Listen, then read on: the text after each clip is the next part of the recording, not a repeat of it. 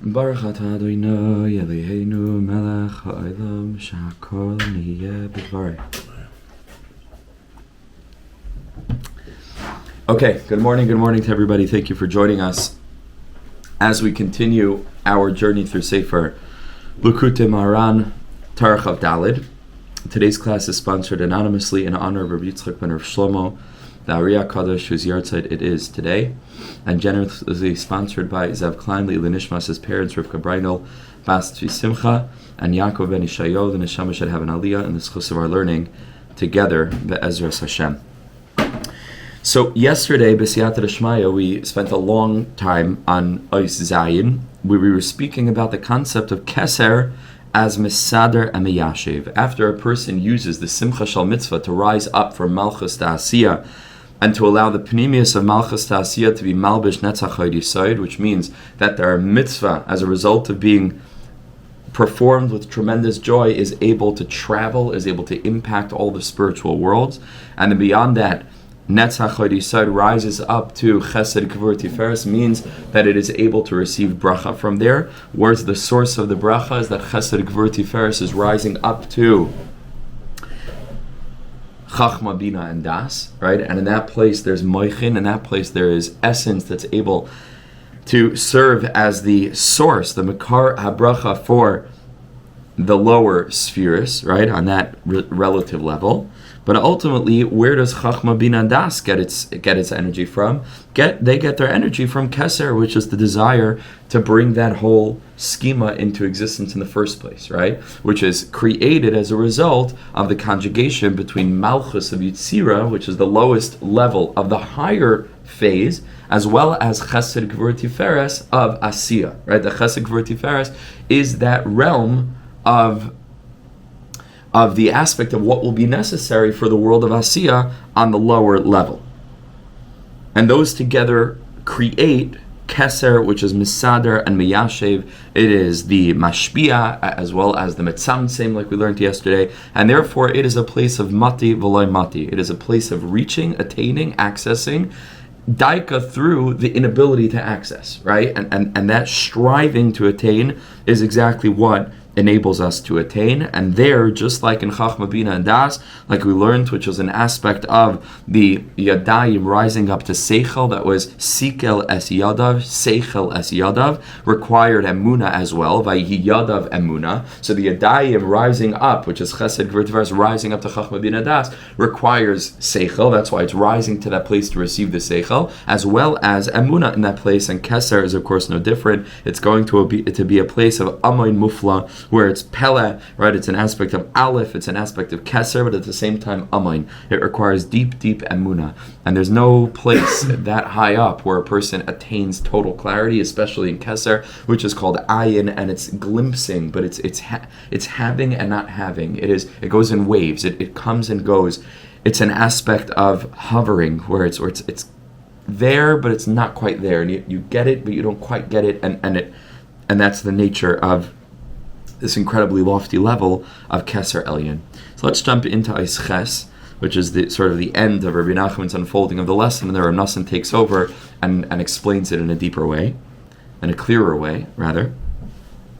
Where the tzaddik says, interesting here, he switches the order. When a person creates and rectifies the miyashev v'amisader, the aspect of keser elyon, which is misader and miyashev, shehu ha-keser karoi, v'ha-moichin roidfen lahasig ha'arin soif, and the moichin are roidef in order to be masig arin soif, that's all the moichin want is a little bit of truth, a little bit of clarity in this world. And the keser is ma'akev, right? It is preventing the seichel from rising beyond its capacity, because ultimately there's a hard delimiter, right? There's something that limits the moichin from being able to move beyond what they're capable of grasping, because it's above them. Somehow, through the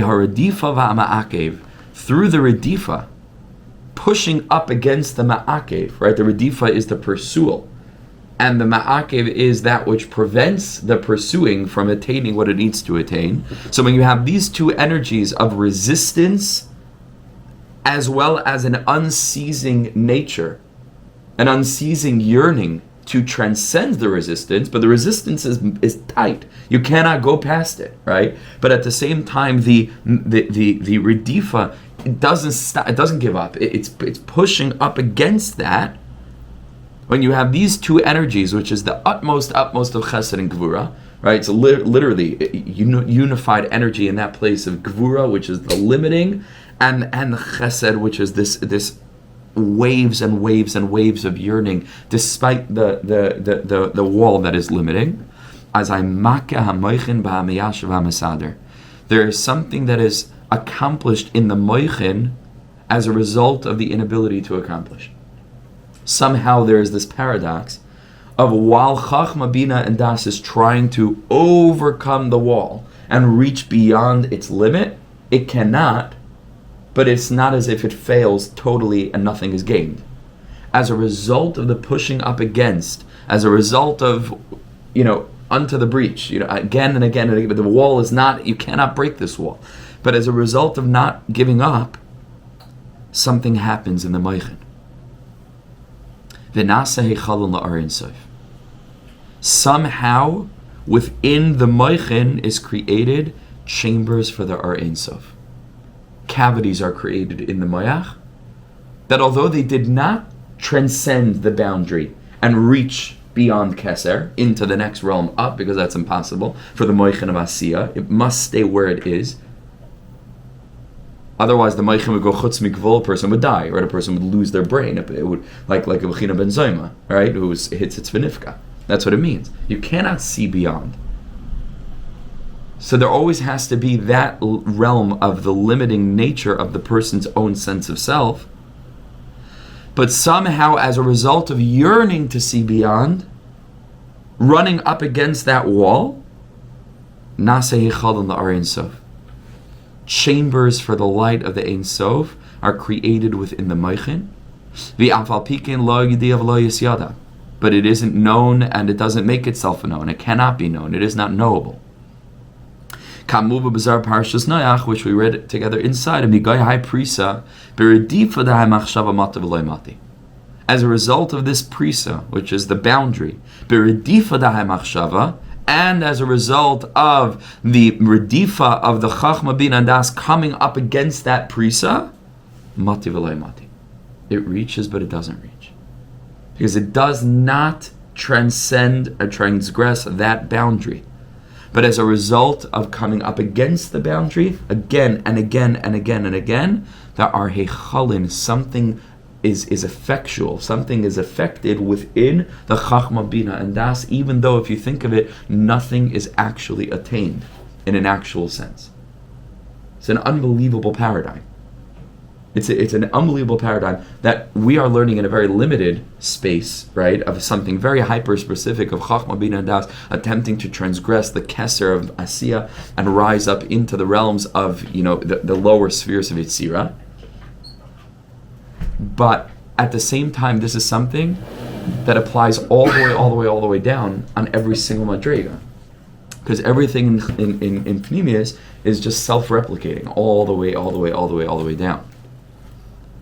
And that means to say that anywhere in life, that in Kedusha there is a boundary that we cannot seem to overcome, and yet we don't give up.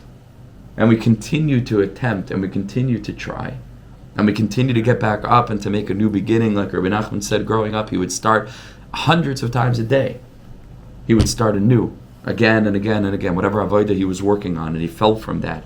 Extraordinary levels. Rebbe Nachman, 6 years old, he didn't chew his food. 6 years old, he decided no more pleasure from food.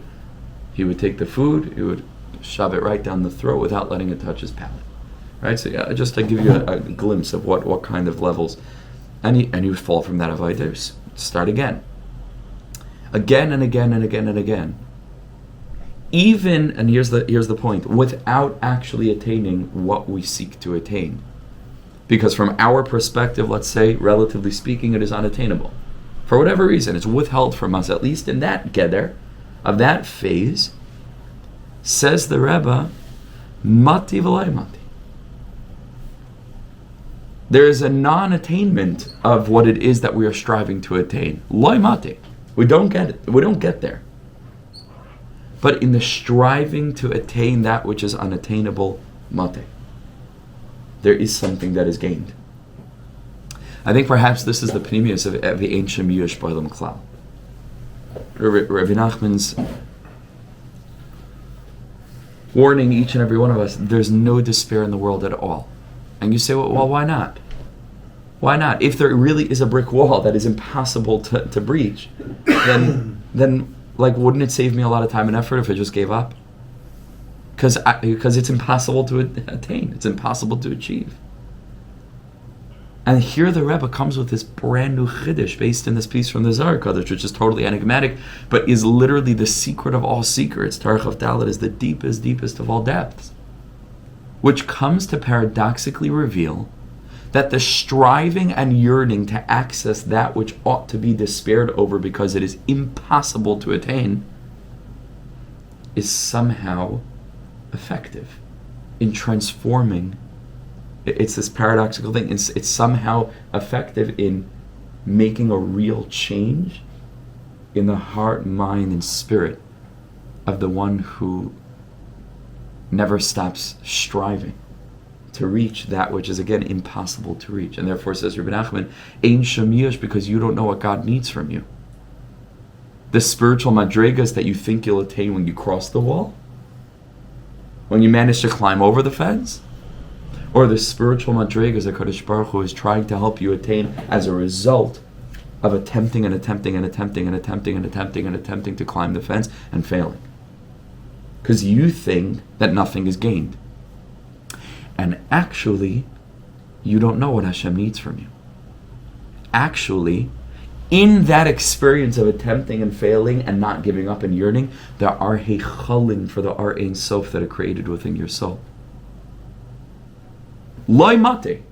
You might not get where you think you needed to get, but mate. But at the same time, you're reaching. You don't even know it. But something is happening in your neshama. The viceory in the story of the lost princess cannot get to the princess, no matter what he tries to do. Every single time he comes up against the Binah of Keser, it's the last day of the year. The Binah of, he rises all the way through the Shana until he comes again to the Rosh of the Shana. And on the last day, in the last minute, he eats from the tree, he drinks from the wine. The conditions that the princess made for him, he fails. And every time he's trying to find her, and she says, look for me on a mountain of gold in a palace of pearls. And he searches all around the world for years and decades, and he can't find it. And he goes out to the desert, and he says, maybe it's in the desert. And he's walking in the desert, and he sees the first giant carrying a huge tree, and they have an interaction, and the giant tells him, doesn't exist. I know the whole desert, there's no such place. And he doesn't give up, and he doesn't give up, and he doesn't give up. And each time his tenacity grows stronger. As a result of his unwillingness to despair, that experience is an experience of the creation of the Tisha Heichalim, of 9 chambers for godliness. And then the second giant. And then the third giant, he breaks down crying and he says, Ani yodea sheyeshna bavadai. I know for sure that she exists. I know for sure. Ani yodea sheyeshna bavadai. I know, that's the Lashon. I know for sure that she exists. Rosh Tevis. Ein shem yesh ba'olam. Ani yodea sheyeshna bavadai. I know that she exists. Bavadai. He's not giving up. And then comes that last wind. If you don't know the story, I encourage you to read it. There's a decent book on the topic. Comes the last wind, and that's the wind. That's the wind that comes, lifts him up, and carries him to the princess.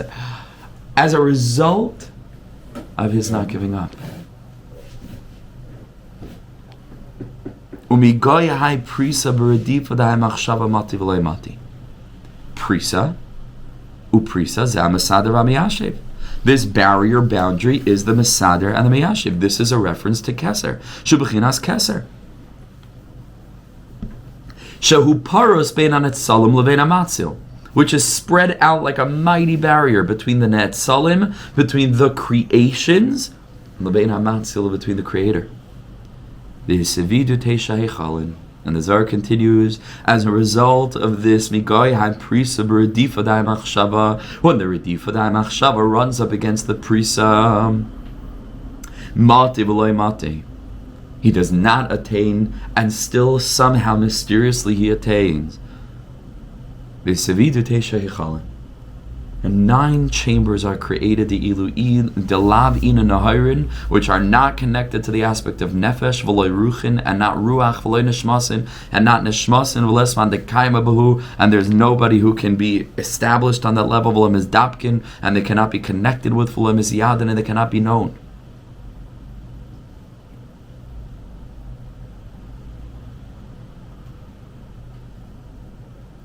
This unexplainable non-trajectory trajectory of the Baal Tshuva.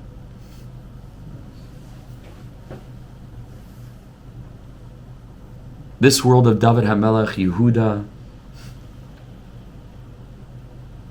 Lot and his daughters, ultimately, Boaz and Ruth, this mysterious David HaBashava, this mysterious line of error and taiva and falling and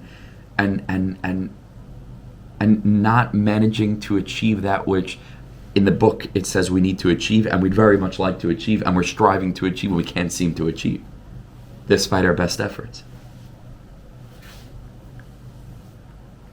This rootedness in the world of Leah, who, unlike Rachel, who gives birth to Yosef, who's the tzaddik who never sins, and Rachel is called the Amud Galia. Rachel is very beautiful. Rachel is sifas tar v'fas mara.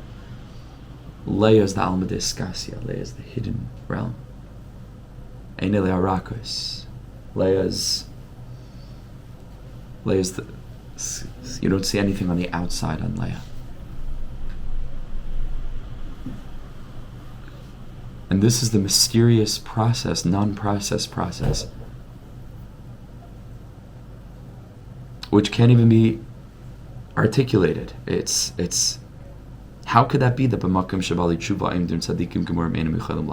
could that be? How could it be that tshuva me'avas doinus nebchalus chuyos? It is a paradox. How could it be that going from A to F to K to L, like, brings you from A to B? Like, how does that happen? And that's why I think the giant in the story of the Lost Princess looks at the viceroy and he says, Ma'ata, what are you? And he says, Ani Adam. He says, I'm a human. And the giant says, I've been walking in this desert for so many years.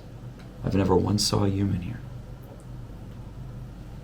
Meaning to say, the giant is a giant in Torah and mitzvahs. Giant is a tzaddik. And he's looking at this tiny little Adam who hasn't become a great tzaddik. He's just an Adam. He says, how have you reached these madrigas? How are you here in this midbar? Chutz liyishuv. Like, how have you transcended the cities? How have you transcended and you're still an Adam, but you're with giants? B'makom shabali tshuva. Like, how did you? And the answer is that unbeknownst perhaps to the viceroy himself, and unbeknownst to all of us, the journey, we're learning, is the destination. And the journeying and the pain that is the result of a genuine and authentic striving to transcend, rubbing up against our inability to do so, affects a real, actual change in our neshamas. And it's almost as if that ideal, Napshat isn't accessible to us for one reason or another, is pechlal not accessible, relatively speaking, for us. Bonagid, Meaning, Klape Shmaya, we were never ever supposed to get there in the first place. But in order to get where we needed to get, we needed to ceaselessly strive to reach there. And in the process of failing to do so and not giving up, Tisha Hechalin are born within us. It's an incredible, incredible conceptual model. So the idea is that it doesn't have a location. There are no discernible markers. There's no like somebody to ask themselves like where am I? Is really, if they don't know where they are, it's because they're on that journey of the path less taken, or whatever the expression is. The Shvul Manatzad, right, in the story. Yeah. And because it's a destination they're never supposed to reach, that's why there is no road. And that's why it's in a desert, which is somewhere where nobody else is. That's right. And it's not connected to anything because this is new. This is you. This is yours. This is... That's right. That's right. That's right. And the main thing is eye on the goal, right? The goal, you can never take your eye off the goal. If the moichin stops being roidif, then it's not where it needs to be. So it isn't aimless. There's a goal. You understand? It's not wandering aimlessly. Wandering aimlessly, you'll never get there. There is a clear vision and a yearning to attain it against the reality of the inability to do so and not giving up. Those elements produce Tisha Hechalin. Says the Rebbe, V'da shezeh tachas hayediyah. This is the pinnacle of knowing.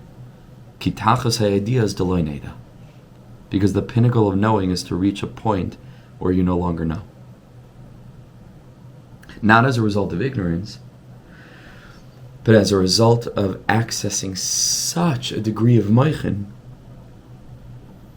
that you begin to really see. Begin to really, really see. So a veil comes off and the next phase begins, and you climb to the top of one staircase and then you realize that you're actually on the bottom of the next staircase up, and it keeps on going, and the staircases get considerably larger, longer, wider, each layer up as a person travels. Adoloyada, exactly. Kitachlas idea doloyneda, bidyuk. Zebechinas vizbia b'Tzachtzachos nafshecha. The pasuk says, "You shall be satisfied with the Tzachtzachos, with the doubled over illumination of your soul." Ki oiros elu hema Tzachtzachos shem l'mala me'asfiras. These lights are a very, very, very hidden madrega, which almost in the Sifrei Kabbalah, kemat are not expressed, not discussed. Especially in the viceory, small references here and there. But generally we speak about the spheres as the paradigm. But there are spiritual elements that are beyond the spheres, that are called Tzachtzachos Elyonos. Then a Ramak has a whole shar called Shar Tzachtzachos. And understanding the far more delicate nature of multiplicity in its root within the one. Very, very delicate, extraordinarily delicate. The shirish of the spheres, the Tisha Hechalin they're called, in the Ar Ein Sof. In the undifferentiated light, the earliest roots of the potential for differentiation. Very, very delicate stuff theologically, right? For a monotheistic religion. Careful, very, very careful in that place. Requires tremendous amount of study. Also called Olam HaMalbush. Tzachtzachos Elyonos. And in that place, there are Tisha Hechalin. And the Tisha Hechalin become the root for the 10 spheros, which are really 9. Right? Because Malchus is Keser. And so, in the fullest expression, there's Keser and Malchus, there's 10. But on a root level, all you need to code is one of them because it's just self-replicating, right? It's the same thing again and again and again, right? And so there's Keser, Chochmah, Binah, Das, Chesed, Gevurah, Tiferes, Netzach, Hod. I'm sorry. Keser, Chochmah, Binah, Chesed, Gevurah, Tiferes, Netzach, Hod, Yesod, right? That's 9. and then essentially keser, smalchus, it's keser. Right, so it's the same as the first one. That's why there are tisha heichal, and that's why in numerology numbers go to 9, and then 10 is 1. So it's coded into the nature of reality that 10 is the foundation for reality, but it's really only 9, because the first becomes the 10th. It's the idea of and onward and onward and onward, and it goes on. Same in music, octave. Nachon? Yeah.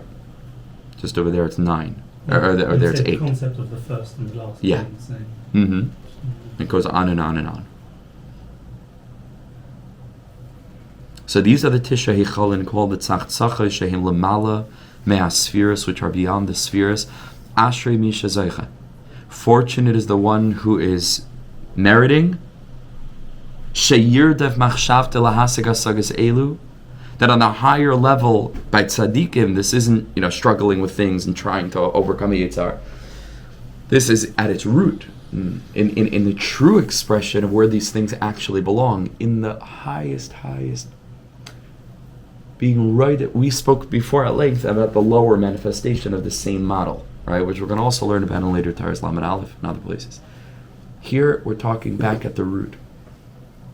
When you have Bali Hasaga, Mekubalim, Tzadikim, whose minds are being roidev to be masig, the loftiest, most elevated concepts, and they're limited, but they don't give up, and the Mayach continues to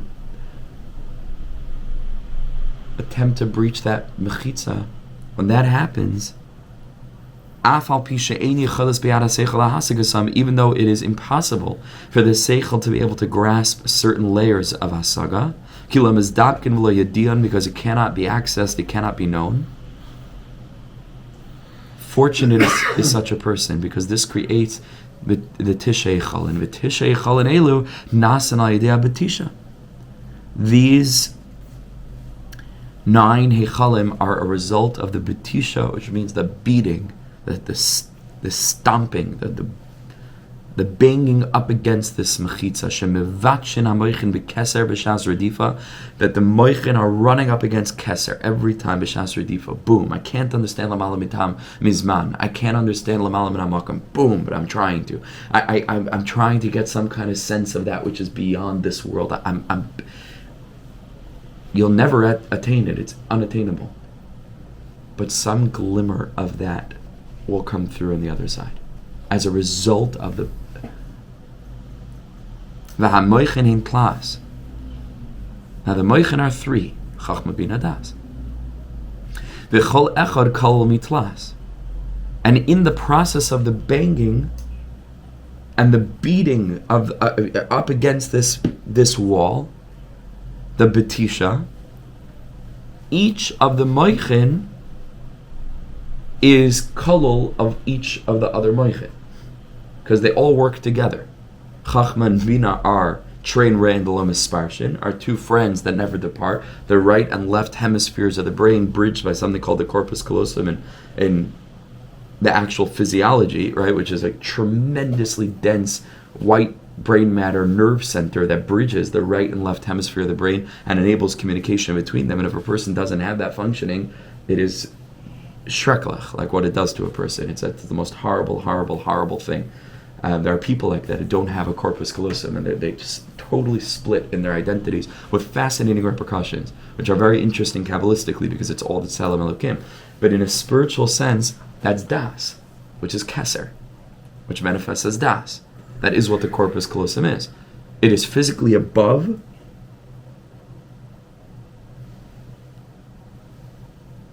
but it enables the coherent functionality of Chochmah and Binah together to produce a unified sense of self and the proper functionality of the rest of the person's body and psyche. Memela, if Chochmah and Binah are together, and Das is that which unifies them, then they all share a bit of each other. They're all shaykh to each other. Says the Rebbe, so okay. So if you have 3, and each of these 3 has 3, 3 times 3 is 9. V'chol echad kol mitlas, Because in the experience of redifa, they're all using each other. They're all kalul included in one another. And 3 times 3 is 9. And Memela, these Chochmah, Binah, these 3 moichin that are functioning in tandem to breach the fence that cannot be breached, boom, it rebounds, and 9 chambers are created. Tisha Hichalin. Adkan Rebbe Nachman's rendering of Torah of Dalet, extraordinarily deep. And here Rebbe Nachman takes over. And Rebbe Nachman says, V'zeh inyan amak amak miyim tze'enu. This whole inyan is amak. It is extraordinarily deep. Miyim tze'enu. Who can find this? Who can discover this? Kamuv l'maskil. As a person who's wise will begin to understand a little bit of what we're talking about here. And like Rabbi Nachman himself hinted to me, the awesome depth of this wondrous mystery,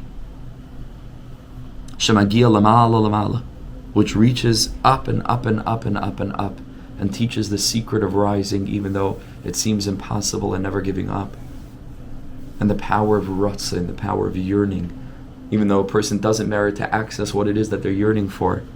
And as this Torah will avail the person who is ma'ayin in it. Rav Nachman says we've got to explain this a little bit because it's so deep. And we can explain it with the following. Keser, like we learned, is miyashiv v'mesader the moyach. It arranges and specifies, orders the moyach.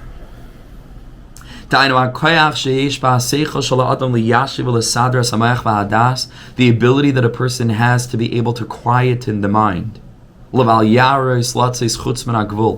to prevent the mind from breaching. Like by Har Sinai, there was a barrier. Kodesh Baruch Hu says, I'm going to give you the Torah. The Torah comes from a place well beyond what you can access. I'm going to bring it down to you. But there's a gevul. You cannot transgress this gevul. There's a gevul there. And who knows what kind of hechalin were created in the heart and mind of all this 3 million men, women, and children of their keish echad b'leiv echad, in their yearning to transgress the gevul.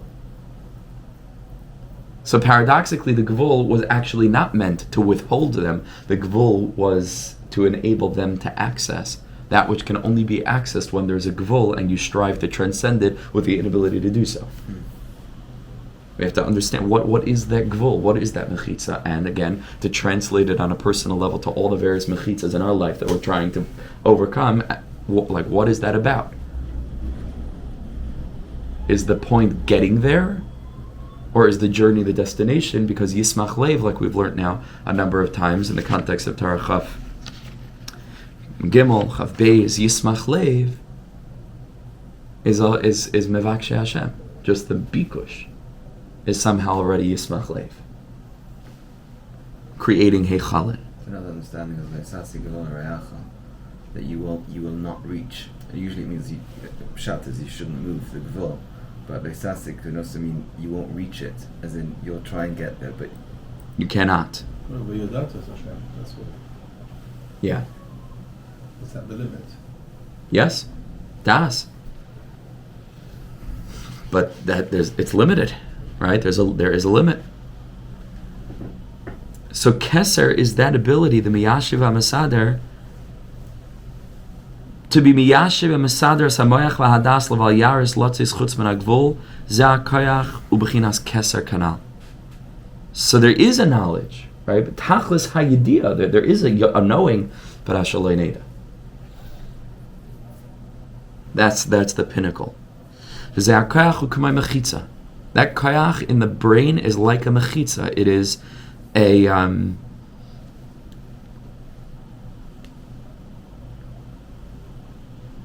a barrier, a boundary. Hamafsekes ben hamoichin ben ha'or ein sof, which limits the human consciousness from merging with the divine consciousness. Like we learned in a previous Torah, if I would know him, I would be him. Right? And so the thing that distinguishes between us and Hashem is that our mayach is limited and his consciousness is infinite. Hashem is beyond time and space and is privy to every single bit of data ever, right? And we are fundamentally limited in our own brain. We cannot know what's going on in anybody else's head. We cannot know what's going on in any other place other than here and any other time other than now. And we're stuck. We're stuck, right? Why are we stuck? Because there's a keser. There's a limiting crown, siag l'chachma, right? Shtika. That's the realm of keser, like we learned in Torah Vav at the end. That's keser, siag l'chachma. There's a siag, there's a fence. Shtika, right? That's the realm of silence.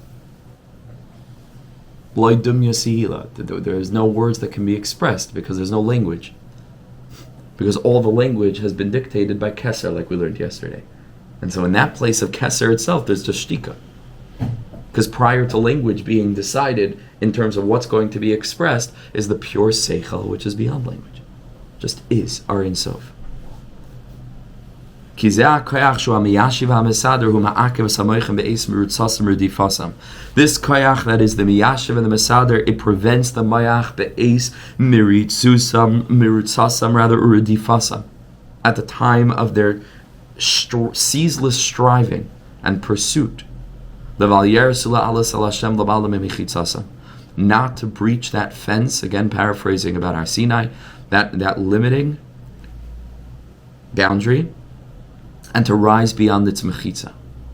Because the mayach is constantly roitfin to be masig, the light of HaKadosh Baruch Hu. This is the koyach of the seichel, shu ha-miyashiv ha-mesader, shu b'chinas keser. That ability to prevent the seichel from transgressing is this koyach called keser.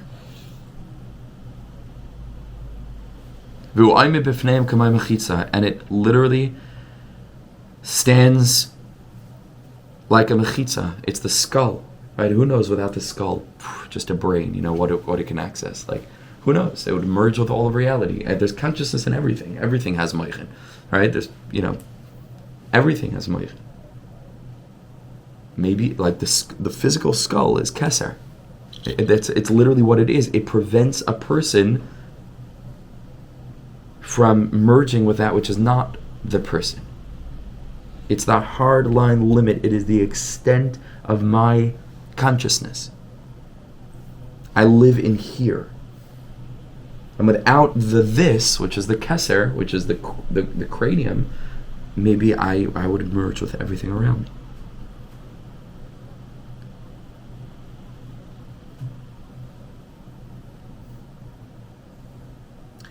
Keser oimid b'fneim kamay mechitza. And it prevents them from being able to access that which is beyond it. And through this dual conflicting nature of energies, one of which is the energy of Gevurah in the ultimate utmost, the other which is the Gevurah of Chesed in the ultimate utmost, of pushing and trying and yearning and being shotef, but it can't, which is Keser, because Keser holds all conflict. That's what the R of Keser is. Because from Keser emerges the right and the left, right? Left. Keser and Chochmah. Chochmah and Binah. Or from Keser emerge Chochmah and Binah, but Keser is that point of unity between them. So in that place of Keser, you have this dual energy. Redifa v'ma'akiv. Hainu al yedei redifa sha'moichin roit from lahasagar in saif. As a result of the moichin trying, rushing in a desperate pursuit of the Ar Ein Sof, which it cannot access. And through that preventative force, of the keser, of the geder, of the fence of the wall. Through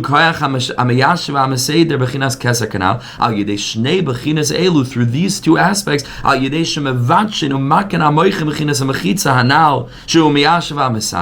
as a result of the moichin slamming up against this wall again and again, not stopping, yearning, striving, ceaselessly wanting,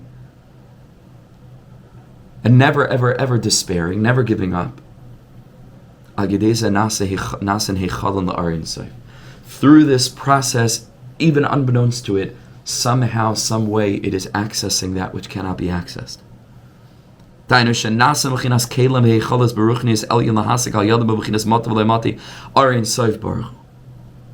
are kalim, there are vessels, there are hechalim, there are chambers that are being created in spirituality, Baruchnius Elyon, in an elevated form of their deep, deep, deep spiritual nature, in order to be able to access that which can't be accessed. Mati v'loy mate, not reaching, but reaching. The Arin Sof Baruch Hu. If there would not be any limit, and there would be nothing preventing the moichin from continuing to ceaselessly strive and attain greater and greater levels of consciousness, eventually they would leave. Meaning the moichin would not be able to perceive itself as its own individual entity. Right? And that's why Kodesh Baruch Hu doesn't want us to access the ultimate truth. That we are Him, right? That we should literally identify with our chelik elokamimal, which is elika, right? We can't do that. We need to exist in our lower state of consciousness, but we strive to access that consciousness, but we can't quite get there. We strive to access the reality in which we are literally puppets and HaKadosh Baruch Hu is acting through us. We strive to be able to access the neshama to our neshama, the consciousness to our consciousness, the reason behind all reasons. But we can't. No matter how much we try, we experience the level of consciousness that we experience. Full stop, period. There's nothing you can do about it. The greatest Mekubalim cannot climb out of their identity and assume someone else's personality. There's a fundamental limit. They have a name, they have a personality, they have an identity. Because there's Keser there. If you didn't have Keser, the Moichem would be Nizbata Legamri. Ki Adam is batal b'mitzias. The person would stop existing. They would die. They would literally die. Parcha nishmasa. The Bechina ben Zoyma hates its v'nifka. He didn't come back. He was nichnas l'shalom, but he could not be yotze l'shalom because he never. What's pshat? Because he kept on going. He didn't come back. He was nichnas and nichnas and nichnas and nichnas and nichnas and nichnas. He didn't encounter or respect the Bechina of the limiting. So it's not shot like he went and died. He went and didn't return. He's still nichnas. He stopped being who he was supposed to be in Olam Hazeh. Rabbi Akiva is nichnas b'shalom, v'yotze b'shalom, and then nichnas b'shalom and yotze b'shalom. The whole life is in and out, up and down, which again. For a mature audience, is going back to the end of yesterday's year. This is the Sod of Zivug. Why is it that this is the process through which children are brought into the world? This process of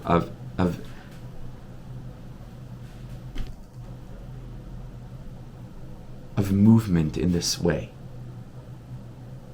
of this experience back and forth, right? Why is that? HaKadosh Baruch Hu couldn't have made that there should be any one of millions of mechanisms, to be able to even keep the process the same process. There couldn't be any, what? You think it's stam? Why is it this way?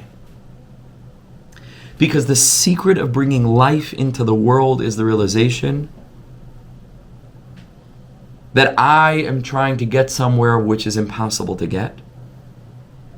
And I will be forced away from it, and I will need to return to it. And I will be forced away from it, and I will need to return to it.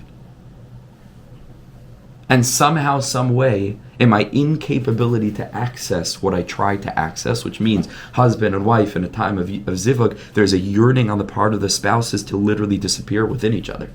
Right? On the level of neshama, it's the ratzon to merge v'hay lebasar echad. That's what it is.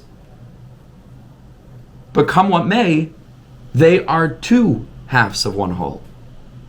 And ish v'isha zacha shchina shruya beineha.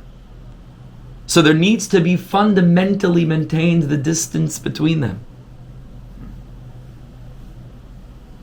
So imagine the husband tries and says, it's not working, and goes away. This is not how children are brought into the world.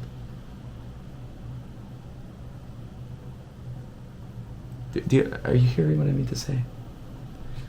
As a result of it is the continual return. Something happens. The fetus itself as well. What's that? The fetus itself as well. Yeah. There's also yearning to get, if the fetus goes out, it destroys itself and the womb, like Aesop did. Huh. There's the yearning for the fetus to get out, but if it gets out too early, it's too early. Wow. And so that point it's part of the mother, but it's distinct, but it's not distinct. As a father of a son born at 26 weeks, it's to think about that. Unbelievable. They need that process too. It seems to be again. Exactly. Same exact nakuda. Same nakuda. Give me 1 second.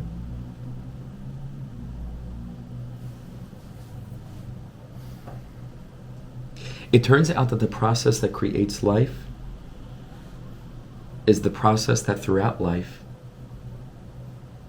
enhances our lives.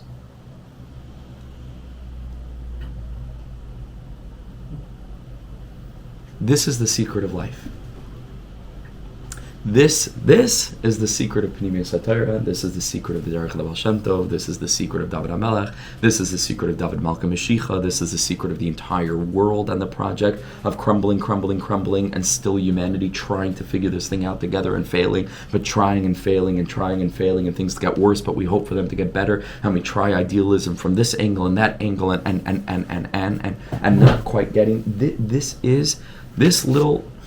paragraph is I would say the essential crux and the essence of the whole entire secret of penimiyus haTorah.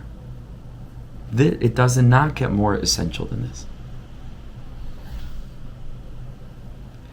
And Rebbe Nachman lays it bare. Right? So in all the other svarim, they're hinting to it. They're talking about it. They're in the collective of all the teachings. This is what emerges, that you can't give up, right? You have to have a lot of yearning, and ratzon is also good, and tshuva, and the process of falling, and you read the Litzar Chalila. It's all the like ingredients were there. But Rebbe Nachman literally bakes the cake. That's the difference. Rebbe Nachman bakes the cake. He says, here it is. That this is it. We'll take it out of the oven now. This is it. This is it. If there was no ma'akiv lo'yamisha ma'akiv as-hamoichem midas amurutzasam hayu misbatl l'hamoichem legamrei ki hayadam misbatl b'mitzias, the person would disappear. Ki arein soifi efshel lahasik achal yidei shnei habechinos sheim a redifa ve'ama'akiv. When there's a ma'akiv and there's a redifa, and the redifa does not stop despite the ma'akiv, hal yidei zenasa bechinas mechitzos ve'heichal anal. Through this process, the heichalos are created. Shal yadam asigan arein soif rak bechinas matav lo'imate. And we reach, but we don't reach, but we reach. And this, by the way, is exactly connected to Torah Vav. Because in Torah Vav, we were learning all about the process of tshuva, and Rebbe Nachman says that tshuva is connected to the inyan of kavod, right? Kavod aliki, to be able to attain really a lifestyle of godly honor, and for a person to literally nullify themselves and to open up to the Ein Sof. And we said keser is kavod, and kavod is chaf, and chaf is keser, and keser is ekya, and ekya is tshuva. You remember? Da'an azam l'mahevi. And what did we say about keser? We just made reference to it earlier here. Quatar li ze'er v'achaveka. What did it mean in that context? What does Quatar li mean? Wait. Quatar li ze'er v'achaveka. Wait a little bit. Said the Rebbe, the whole tshuva is built on a process of hamtein. What is hamtein? Savlanut. What kind of patience are we talking about? Reb Nachman Likutei says That patience is referring to the inability to access every madrega that a person wants to access right away. Means the patience of coming up against obstacles and not turning away. That's the hamtein. Hamtein means wait there. Don't give up. Don't give up. Don't give up. Ein shem yish ba'olam klal.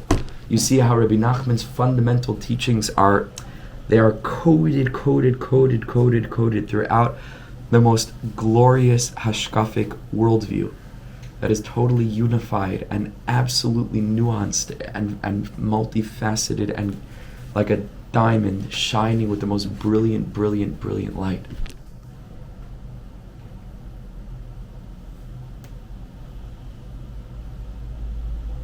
Quatar is Keser.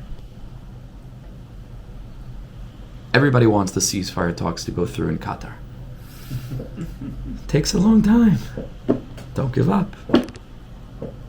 Quatar lisa Keser. All the obstacles facing Klal Yisrael and Eretz Yisrael, all the obstacles facing the world in millions of ways, and we try, and our hechalin that we are shaped by the struggle. Yismach leiv mevakshe Hashem.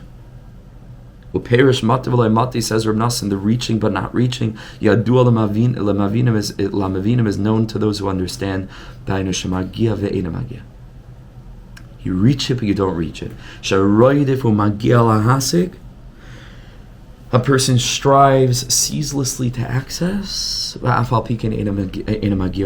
the same time, you do not access or attain. This happens as a result of the redifa and the ma'akev kanis kalel. Okay, we're going to stop for today, but as Hashem, tomorrow we will finish up this lesson. Might have a little bit of a shorter shir tomorrow, just because we don't have that much left. And then we're going to be taking, very sadly and painfully, for me at least, a long break for the summer, about 4 weeks. And ma'akev, right? Exactly, as hamte, right? Reaching keser, mechitza, and we'll yearn, and we'll use that time to strive and to yearn, knowing the preciousness of that, and we're not giving up, and we're going to come right back to it. But as Hashem chodesh elul haba aleinu l'tayva with Torah chafhei b'siyata d'shmaya. Ashreinu matayv chalkeinu chevron. Ashreinu matayv chalkeinu. It's an unimaginable privilege to be among those who are counted among Rabbeinu's people. Ashreinu matayv